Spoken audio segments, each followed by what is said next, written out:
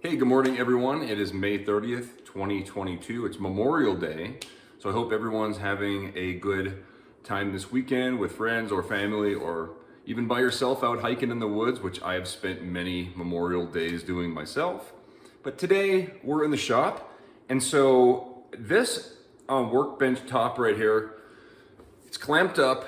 It needs a little bit of work. Thing is, I've got shelves to build, I've got floors to install in here, I've got door jambs to put in and trim and all kinds. There's like so many different jobs that need to get done, not only to finish building out the shop, which I'm still in the process of doing, but once I start production of my custom guitars, I'm gonna need a workbench. And in order to do all these jobs, that workbench needs to get done, and I should have done it a long time ago. The tripod that this camera is sitting on is my temporary workbench that actually came with the building when I first purchased the house, and it served its purpose, but I'm really sick of it. It's junk plywood. It moves and it's not good. It's too low. So we need to finish up this workbench. I think that's kind of a priority. So instead of explaining, I'm gonna build a workbench for 2 minutes. Like if you look, that's how long it took me to explain that. Let's just do it. Good morning, everybody.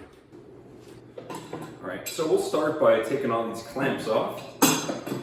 And I apologize for the terrible audio. That's why I hold the camera 99% of the time in these videos, because the acoustics in this room aren't set up yet. Therefore, I don't use the tripod much and make shots like this. But if I'm editing and this audio isn't terrible, I'll do it more often, absolutely. I just have I tried clamping the center of this. It did work, actually, right there. But these are specialized clamps and stuff. I don't have too many of them. That's why I couldn't do it in here. All right, so we have our workbench top here all glued together. And of course, the top, you can see here, I have a piece of flat plywood. It's not perfectly flat. There's a little lip here. It's about a 64th, maybe a 32nd high. It's not perfect. It still has to be resurfaced. Now, there's a couple ways I could do it. One way is using a hand plane and planing it down.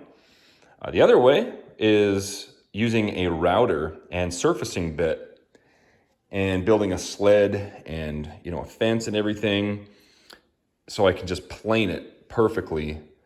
I think that is what I would like to do. I think I want to use the router because I do not have a bigger router, as I explained in yesterday's video. I'd like to have a bigger router so I can do bigger. I don't have a table saw yet, so I have to kind of just rig stuff together as I go. I don't even have a workbench. So building a workbench without a workbench is also a challenge. I'm gonna see what they have out at Home Depot. I'm gonna go to Ace Hardware. It is Memorial Day. I'm not sure if Ace Hardware is open. To get this bench on the top and the bottom, I wanna plane everything exactly flat before I start construction of the actual frame and everything.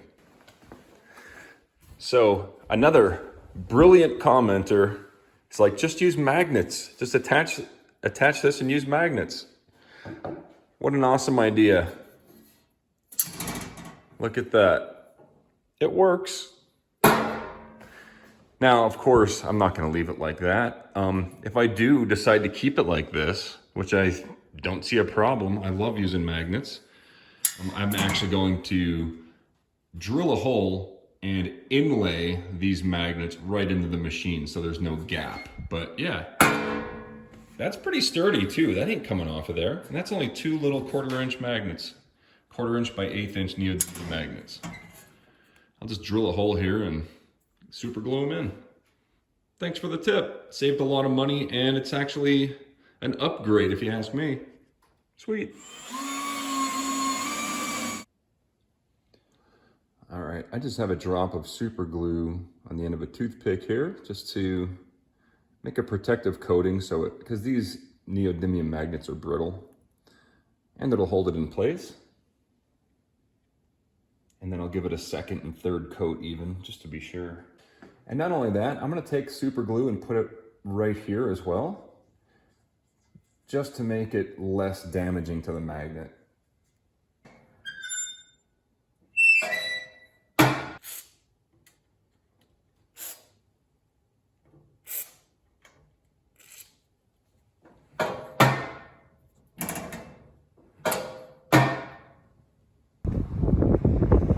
Good news, I got my pressure washer back from Home Depot. So of course they didn't have the router I needed, so we'll go ahead to the other Home Depot and see if they have it. Plus I need a surfacing bit too. All right, so they don't have the bigger routers here at Home Depot, but they do have a 1/4" shank mortising bit, and this will work for surfacing. So I think I'll just use this. It'll take a lot longer, but better than nothing. All right, it's taken me the better part of the day to build this sled. I had to kind of figure out a way to make the sled a little bit wider so that the router would go all the way to the edges. And I haven't run it yet. I just finished, I think I finished building the entire jig. And again, this is kind of like a good representation of what being a woodworker is. It's not just putting wood together and cutting it. If you want to make something nice, you have to build tooling all around that piece to get the exact tool that you need in order to make the exact cut that you need, or a series of cuts in this case. So I'm using a 1/4" shank mortising bit, and I'm just gonna take a small amount off the entire surface. Basically, I'm gonna take the amount off at the lowest point. I'm gonna set this bit to that lowest point. I'm going to then, this is assuming that you don't know what this jig is for. I know a lot of you guys are woodworkers, so you already know, but basically, I'll turn the router on. I'll set this down to the lowest point. I'll turn the router on, go back and forth. Then I can move the jig a little bit, much less than that. And it's gonna take a while with a little 1/4" bit, but it'll work.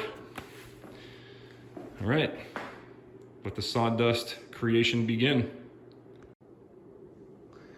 All right, so we're making progress here, and I don't know if you could tell, but it's not making as much dust as I thought. It's not as much sawdust and stuff, because when I glued this thing together, it was pretty darn close.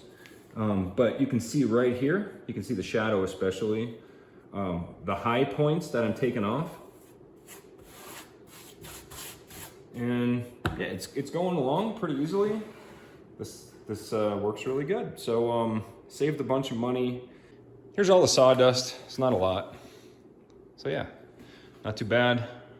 I'm just at a stopping point here. My hands started to give out, so a little bit to go. Then we're gonna flip the entire thing over and do the other side, which is really bumpy and ugly.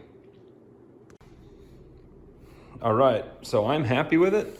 Next thing we have to do is fill all these knots and everything with epoxy, and then we can do our final sanding. And also I want to do a round over all the way around. And pretty much that's pretty much it. Not too much to it. A lot of physical work, but it's pretty mindless and pretty easy.